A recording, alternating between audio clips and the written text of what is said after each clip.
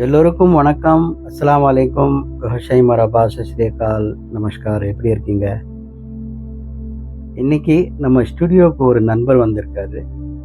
அவர் ஆன்மீகத்தை பற்றிய நிறைய கேள்விகளை கேட்டார். ஆன்மீகத்தை பற்றிய நிறைய விஷயங்களை தெரிஞ்சுக்கணுன்னா நம்ம நிறைய கேள்விகள் கேட்கணும். கேள்விகள் இல்லைன்னா நம்ம வாழ்க்கையில் நம்ம எதுவுமே கற்றுக்கொள்ள முடியாது. நபிகள் நாயகம் ஸல்லல்லாஹு அலைஹி வஸல்லம் ஹதீஸ் முபாரக்கால சொல்லியிருக்காரு, எல்லா முஸ்லீம் ஆண்களும் முஸ்லீம் பெண்களும் பிறரும் ஆன்மீக கல்வியை கண்டிப்பாக கற்றுக்கொள்ள வேண்டும். இந்த ஆன்மீக கல்வியை கற்றுக்கொள்ள நீங்கள் சீனாக்கு வேணாலும் போயாகணும் அப்படின்னு ஹதீஸ் இருக்கு. நான் செய்யறது தான் சரி, நான் எந்த ஃபிர்கால நான் ஃபாலோ பண்ணிட்டு இருக்கணும் அதுதான் சரிங்கிறது பெரிய ஒரு முட்டாள்தனமாக இருக்கும். ஏன்னா ஆன்மீகத்தில் நிறைய விஷயங்கள், ஒளிந்திருக்கும் விஷயங்கள் எல்லாம் இருக்குது. இந்த ஒளிந்திருக்கிற விஷயங்களை தெரிஞ்சுக்கிறது தான் அது நிஜமான ஒரு வழிமுறைன்னு நான் நினைக்கிறேன். ஸோ எங்ககிட்ட சர்க்கார் குஹஷாய் அவர்களுடைய சிஷியரான சூஃபி மாஸ்டர் யூனுஸ் அல் கௌஹர் அவர்கிட்ட இருந்து நிறைய ஆன்மீக கல்வி அவர் எங்களுக்கு கொடுத்துருக்காங்க. சையத் யூனுஸ் அல் கௌஹர் சொல்கிறாரு, யார் அஸ்லி மோமின் ரூ இருக்காங்களோ அவங்க கண்டிப்பாக வந்துடுவாங்க. இது பலவந்தம் கிடையாது, யாருக்கும் இல்லை வந்துதான் ஆகணும் கண்டிப்பாக அப்படின்னு ஒன்றும் கிடையாது. இறைவன் யாரை ஏற்கனவே தேர்ந்தெடுத்திருக்காரோ அவர் மட்டும்தான் இந்த ஆன்மீக கல்வியை கற்க முடியும். இல்லை, நம்முடைய ஒருத்தர் நண்பர் நம்ம ஸ்டுடியோவுக்கு வந்திருக்காரு. நீங்கள் எங்கேருந்து வந்தீங்க? நான் பெங்களூர்லேருந்து வந்திருக்கேன். ருஹானியத் இருக்கா இல்லையா அப்படின்னு உங்களுக்கு தெரியுமா? இல்லை, அவ்வளோ நாலேஜ் இல்லை சார். சூஃபிசம் பற்றி ரொம்ப நான் கேட்டிருக்கேன். ஷரியத்தில் வேறு மாதிரி சொல்லுவாங்க, தரீகத்தில் வேறு மாதிரி சொல்லுவாங்க. ரொம்ப கன்ஃபியூஷனாக இருக்குது. அதனால உங்ககிட்ட வந்திருக்கேன் நான். உங்களுக்கு ரொம்ப நாலேஜாக இருக்குது, அதை பற்றி எதுனா சொல்லுங்கள்.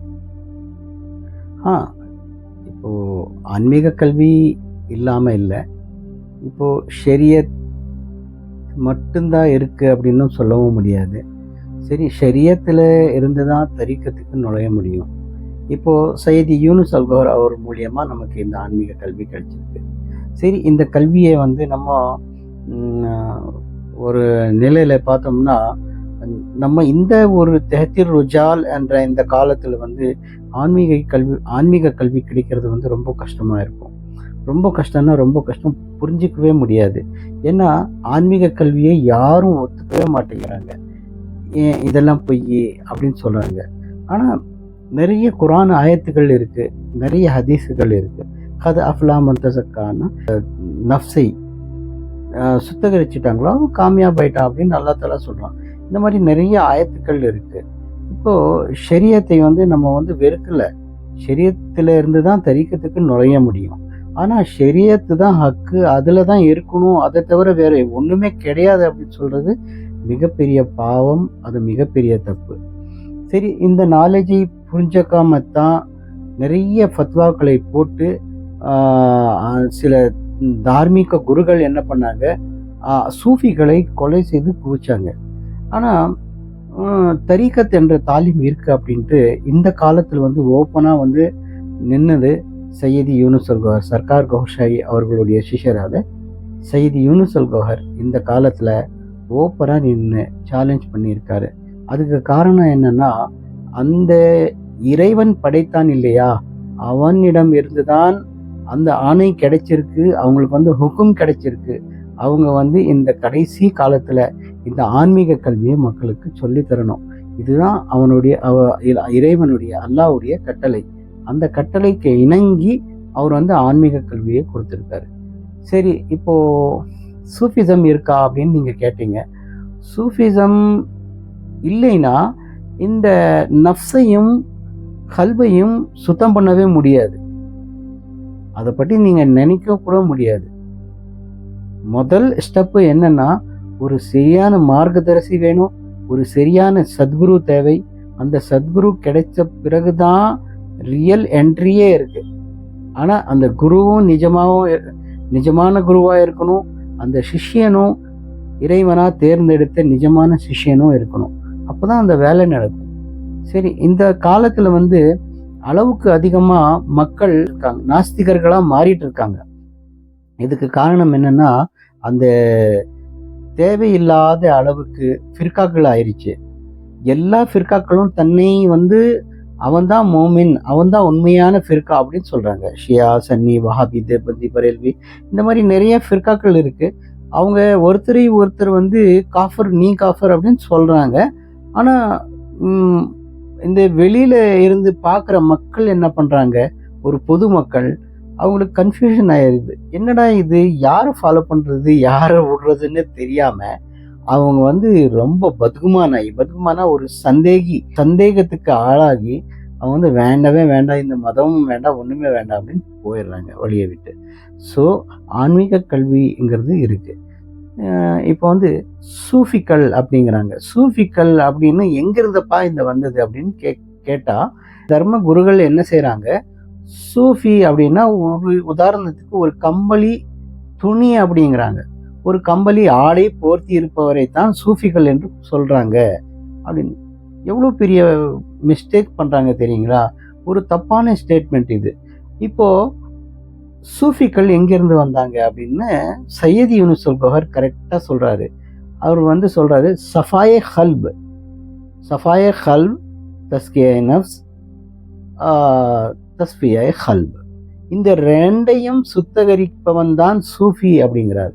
இப்போ வந்து நபிகள் நாயகம் அவருடைய வீடு இருந்து பார்த்தீங்களா மதீனா முனவரால, அந்த குடிசைக்கு முன்னாடி ஒரு திண்ணை இருந்தது. அதுக்கு பேர் சுஃபா அப்படின்னு இருந்தது. அங்கே வந்து சஹாபாக்கள் உட்காருவாங்க, உட்கார்ந்து ஜிக்ரை செய்வாங்க. அது ஜிக்ரே ஜஹர் செய்வாங்க. ஜிக்ரே ஜஹர்னா சத்தம் போட்டு ஜிக்ரை செய்கிறது, அல்லாஹூ அல்லாஹூ அப்படின்னு ஜிக்கர் செய்கிறது. இப்போது சிலருக்கு வந்து அது அப்ஜெக்ஷனாக இருந்தது. இவங்க ஏன் இந்த மாதிரி காட்டிக்கிறாங்க, இவங்க வந்து ரியாகாரி பண்ணுறாங்க, காட்டிக்கிறாங்க ஜிக்கர் செய்கிறது அப்படின்ட்டு.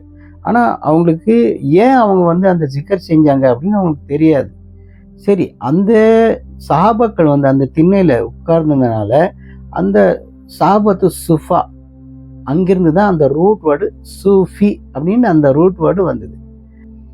சூஃபிக்களை தவறாக நினைத்து அவங்களை கொன்று குவிச்சிருக்காங்க. அந்த காலத்தில் வந்து பெரிய பெரிய மகாராஜாக்கள் இவங்கெல்லாம் சேர்ந்து என்ன பண்ணுறாங்க, சூஃபிக்களை கொன்று குவிக்கிறாங்க. அப்படியே லட்சக்கணக்காக குவிச்சிட்டாங்க சூஃபிக்களை. ஏன்னா இவங்க வந்து ஷரியத்தை தவிர வேறு எதுவும் சொல்லிட்டு இருக்காங்க அப்படின்ட்டு. இது வந்து குரானுக்கு விரோதமாக ஒன்றுமே கிடையாது. நபிகள் நாயகம் சொல்கிறார், பனி ஆதம், உனக்குள்ள ஒரு மாமிச துண்டு இருக்குது, அது வந்து சுத்தகரிச்சிட்டினா நீ காமியாப் ஆயிட்ட அப்படின்ட்டு.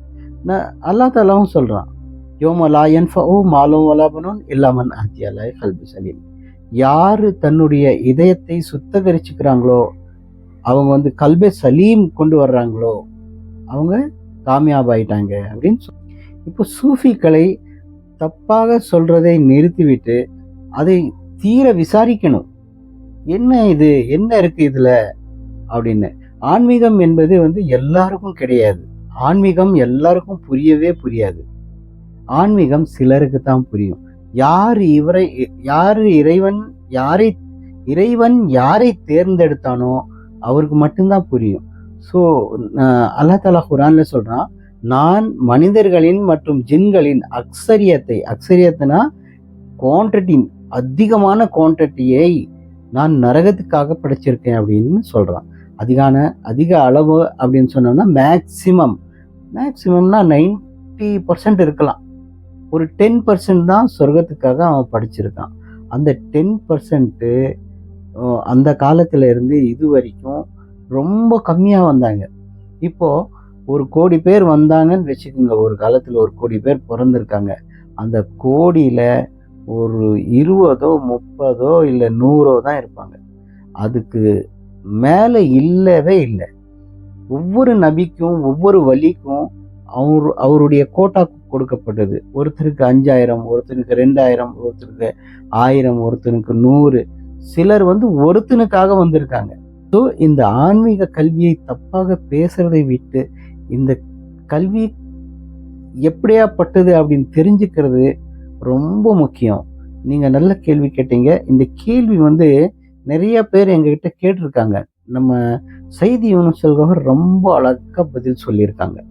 ஸோ அல்ரா டிவி யூடியூப் சேனலை பார்த்து நீங்கள் இந்த கேள்விக்கு பதில் தெரிஞ்சுக்கலாம். சரி, நமக்கு தெரிஞ்ச அளவுக்கு நம்ம வந்து சொல்கிறோம். ஆனால் சையது யூனுஸ் அல்கஹர் சொல்லும் பொழுது அவருடைய நாவால் 100 வருது. 100ன்னா ஒரு எனர்ஜி, டிவைன் எனர்ஜி வருது. அது டைரெக்டாக ஹார்ட்டுக்குள்ளே போகுது அந்த எனர்ஜி. ஆனால் நம்மளை மாதிரி ஒரு சாதாரண மனுஷன் பேசும் பொழுது அந்த எனர்ஜி போகுதா இல்லையான்ட்டு தெரியல. ஏன்னா அவர் சொல்கிறது தான் நம்ம சொல்கிறோம். ஆனால் அவர் சொல்கிறதுக்கும் நம்ம சொல்கிறதுக்கும் ரொம்ப வித்தியாசம் இருக்குது. ஸோ இந்த சூஃபிகளை தப்பாக பேசுவதை நிறுத்திவிட்டு சூஃபிகளின் இந்த கல்வியை மக்கள் கற்றாக வேண்டும். இப்போது தர்மகுருக்கள் என்ன வேணாலும் சொல்லலாம். ஏங்கன்னா அவங்க சௌகரியத்துக்கு அவங்க சொல்கிறாங்க, தப்பு அப்படின்னு சொல்கிறாங்க. இப்போ பயப்படாமல் சையது யூனுஸ் அல்கஹர் ஒரு தனிமையாக இவ்வளோ லட்சக்கணக்கான மக்களுடைய இதயத்தை ஆன்மீக அந்த ஒளியை அவருக்கு வந்து அவருடைய ஹார்ட்டில் செலுத்த வச்சு அவரை மூமினாக்கியிருக்கிறாங்க. இந்த காலத்தில் இந்த மாதிரி ஒரு சத்குரு கிடைக்கிறது வந்து ரொம்ப கஷ்டமாக இருக்கும்.